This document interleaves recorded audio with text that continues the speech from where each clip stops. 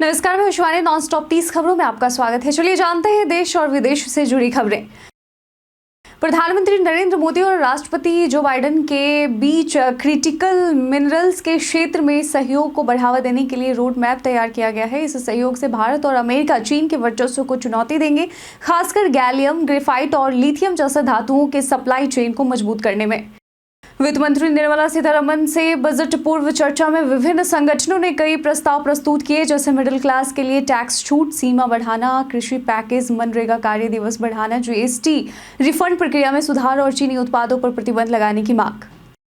बांग्लादेश द्वारा भारत की सीमा में घुसकर कब्जा करने के दावे को बीएसएफ ने निराधार और गैर जिम्मेदाराना बताया। बीएसएफ ने कहा कि सीमा पर कोई बदलाव नहीं किया गया है और शांति बनी हुई है। इसके अलावा बाड़ लगाने का काम भी बिना किसी समस्या के जारी है।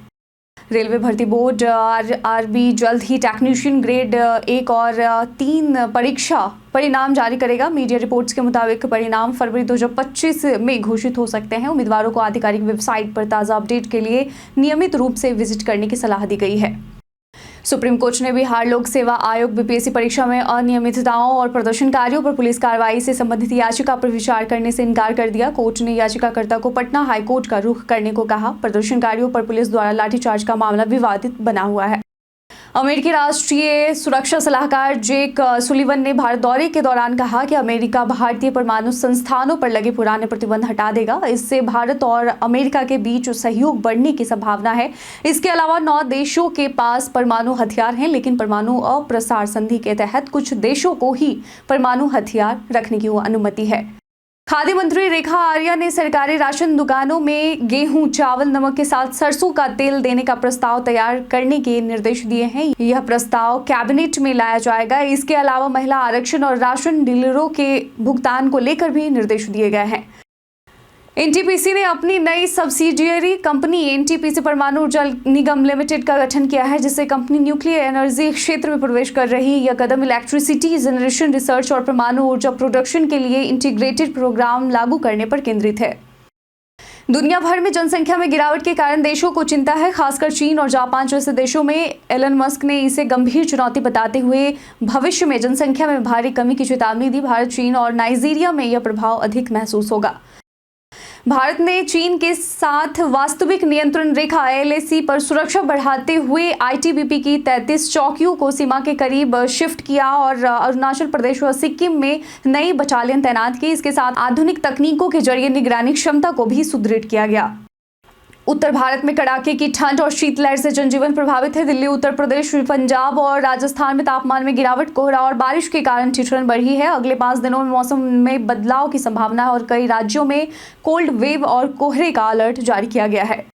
भारतीय स्टेट बैंक ने वित्त वर्ष 2024-25 के लिए जीडीपी ग्रोथ अनुमान को घटाकर 6.3% किया, जो कि पिछले अनुमान से कम है। कर्ज देने की रफ्तार, मैन्युफैक्चरिंग गतिविधि में मंदी और सरकारी खर्च में कमी के कारण आर्थिक वृद्धि धीमी पड़ी है।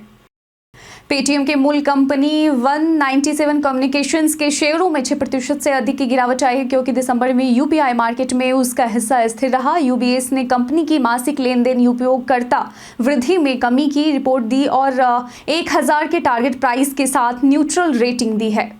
उत्तर मध्य रेलवे ने महाकुंभ के दौरान यात्रियों की सुविधा के लिए प्रयागराज जंक्शन से ट्रेनों की संख्या बढ़ाई और कई ट्रेनों का संचालन सूबेदारगंज स्टेशन से किया। इस दौरान विशेष ट्रेनों की भी व्यवस्था की गई है और पीडीडीयू रूट पर सबसे अधिक ट्रेनें चलाई जाएंगी। रवि शास्त्री ने कहा कि विराट कोहली को रिकी पॉन्टिंग जैसी भूमिका निभानी पड़ेगी, क्योंकि भारतीय टीम में युवा खिलाड़ी उनके अनुभव से सीख सकते हैं। कोहली का हालिया प्रदर्शन ऑस्ट्रेलिया के खिलाफ निराशाजनक रहा, जिसमें उन्होंने कई पारियों में फ्लॉप प्रदर्शन किया। जोमेटो ने चुपके से 15 मिनट में खाना पहुंचाने की नई सेवा शुरू की, जिसका उद्देश्य प्रतिस्पर्धा में बढ़त हासिल करना है। मुंबई और बैंगलोर में सेवा लाइव की गई है। इस कदम के जरिए जोमेटो, स्विगी, जेप्टो और मैजिक पिन जैसे प्रतिस्पर्धियों से मुकाबला कर रहा है। असिस्टेंट प्रोफेसर बनने के लिए अब यूजीसी नेट की आवश्यकता नहीं होगी। यूजीसी ने नई गाइडलाइंस जारी की है, जिसमें 55% अंकों के साथ पोस्ट ग्रेजुएट डिग्री या पीएचडी रखने वाले उम्मीदवारों को योग्य माना जाएगा। यह नियम नेप 2020 यानी एनईपी 2020 को ध्यान में रखते हुए तैयार किया गया है।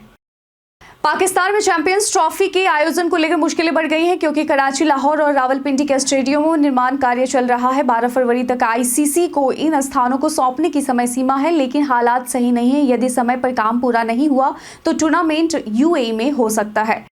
एआई चैटबॉट्स से अपनी bank details, password, social security number और हेल्थ इंफॉर्मेशन कभी भी शेयर ना करें। इन चैटबॉट्स का उपयोग आपके व्यक्तिगत डेटा को खतरे में डाल सकता है। अपनी निजी जानकारी सुरक्षित रखें और हमेशा डॉक्टर से ही स्वास्थ्य संबंधी सलाह लें। सुप्रीम कोर्ट 4 फरवरी को चुनाव आयुक्तों की नियुक्ति से जुड़े कानून को चुनौती देने वाली याचिकाओं पर सुनवाई करेगा। याचिकाकर्ताओं ने सरकार द्वारा बनाए गए नए कानून पर सवाल उठाते हुए सुप्रीम कोर्ट से चीफ जस्टिस को चयन प्रक्रिया में शामिल करने की मांग की है। केंद्रीय मंत्री मनोहर लाल खट्टर ने कहा कि 2047 तक शहरी आबादी 50% हो सकती है। इसके तहत राष्ट्रीय शहरी विकास संस्थान NIUA ने कैपेसिटी फॉर चेंज कार्यक्रम की शुरुआत की, जो अधिकारियों और कर्मचारियों को शहरी विकास, इंफ्रास्ट्रक्चर सुधार और पर्यावरण संरक्षण में प्रशिक्षित करेगा।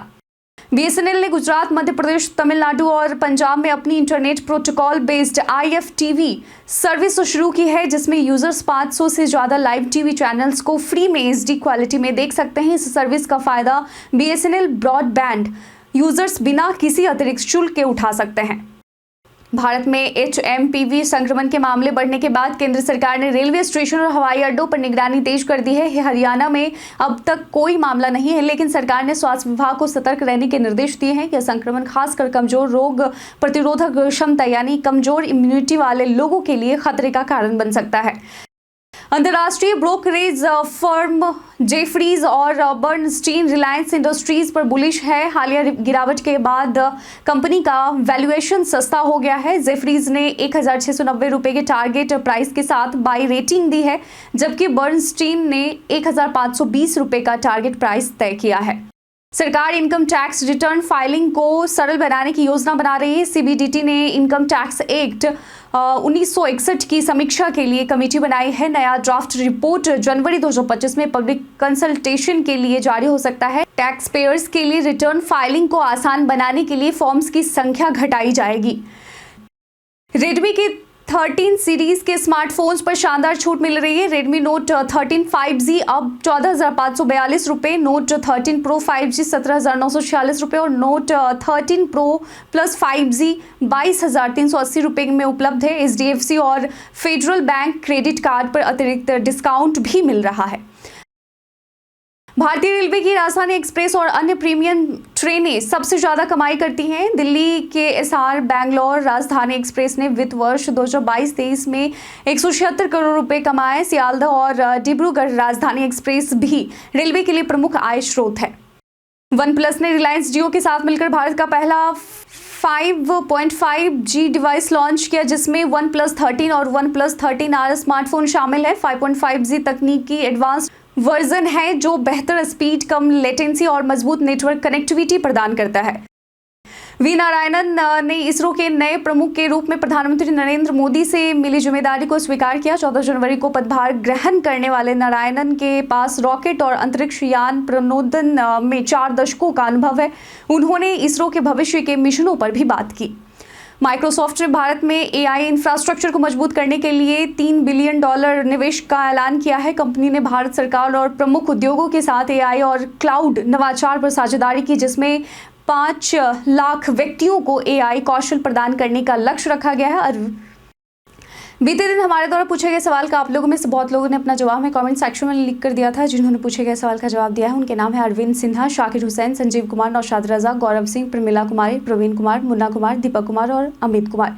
इसके साथ ही बढ़ते हैं आज के सवाल की ओर। आज का सवाल है कि क्या आप भी सरकार द्वारा दी जाने वाली मुफ्त राशन का लाभ उठा पा रहे हैं? अपना जवाब में कमेंट सेक्शन में लिखकर जरूर बताइएगा। आज के बुलेटिन में बस इतना ही। धन्यवाद।